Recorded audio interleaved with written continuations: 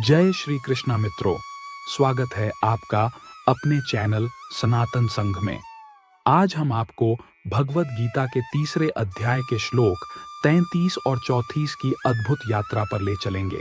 ये श्लोक हमें सिखाते हैं कि कैसे हम अपनी प्रकृति और इंद्रियों के विषयों के प्रति राग द्वेष को समझ सकते हैं और उनसे मुक्त हो सकते हैं। तो आइए इस दिव्य ज्ञान की ओर बढ़ते हैं। सदृशं चेष्टते स्वस्याः प्रकृतेर्ज्ञानवाणपे प्रकृतिं यान्ति भूतानि निग्रह किं करिष्यति। भगवान कृष्ण कहते हैं कि बुद्धिमान लोग भी अपने स्वभाव के अनुसार कार्य करते हैं, क्योंकि सभी जीव अपनी स्वाभाविक प्रवृत्ति से प्रेरित होते हैं। दमन से क्या लाभ होगा? श्री कृष्ण पुनः इस बात पर आते हैं कि अकर्म की अपेक्षा कर्म श्रेष्ठ है।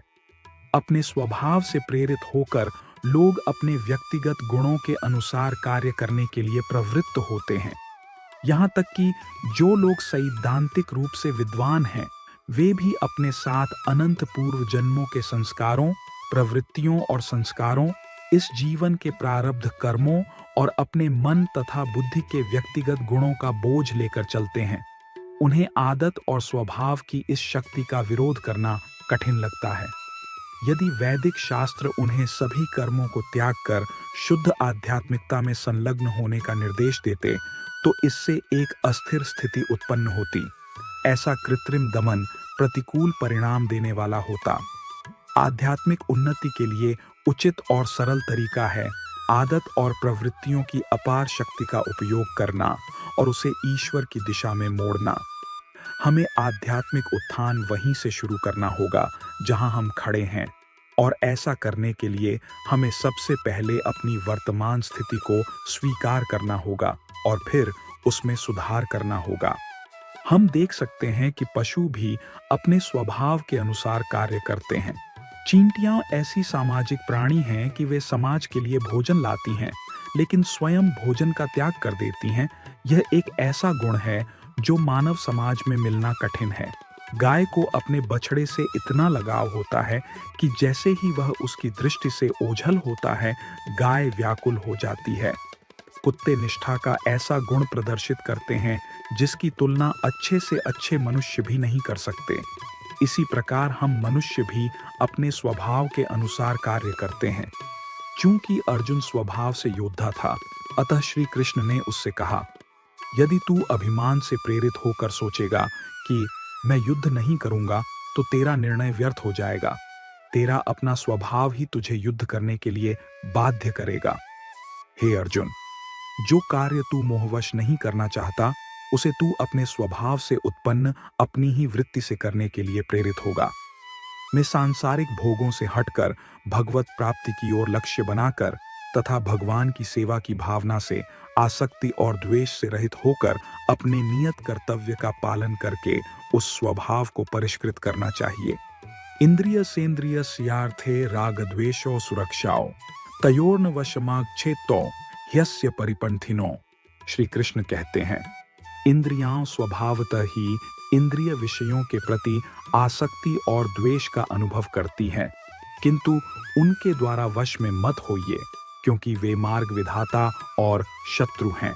यद्यपि श्री कृष्ण ने पहले इस बात पर जोर दिया था कि मन और इंद्रियां अपनी स्वाभाविक प्रवृत्तियों द्वारा प्रेरित होती हैं, अब वे उन्हें नियंत्रित करने की संभावना को खोल रहे हैं। जब तक हमारे पास भौतिक शरीर है, तब तक इसके रखरखाव के लिए हमें इंद्रियों के विषयों का उपयोग करना होगा। श्री कृष्ण हमें आवश्यक वस्तुओं का उपभोग बंद करने के लिए नहीं कह रहे हैं, बल्कि आसक्ति और द्वेष को मिटाने का अभ्यास करने के लिए कह रहे हैं। निश्चित रूप से संस्कार, पिछले जीवन की प्रवृत्तियां सभी जीवों पर गहरा प्रभाव डालते हैं, लेकिन यदि हम भगवत गीता में बताई गई विधि का अभ्यास करें, तो हम स्थिति को सुधारने में सफल हो सकते हैं। इंद्रियां स्वाभाविक रूप से इंद्रिय विषयों की ओर दौड़ती हैं और उनके आपसी संपर्क से सुख और दुख की अनुभूति होती है।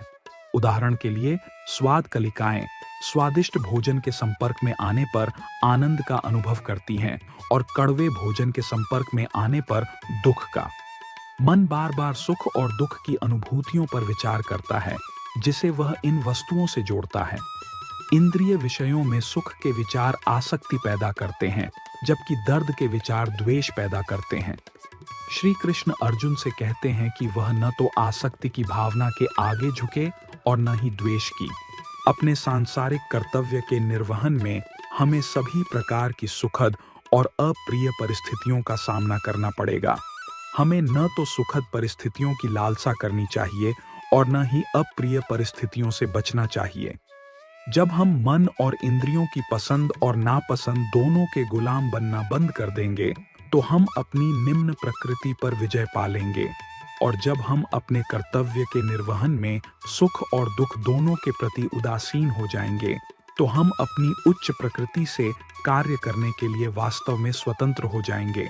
आशा है कि आपने भगवद गीता के इस श्लोक से महत्वपूर्ण शिक्षाएं प्राप्त की होंगी। यदि आपको यह वीडियो पसंद आया हो तो कृपया लाइक, शेयर और सब्सक्राइब करना न भूलें। अपने विचार और प्रश्न नीचे कमेंट में लिखें। अगले वीडियो में फिर मिलेंगे, तब तक के लिए जय श्री कृष्ण।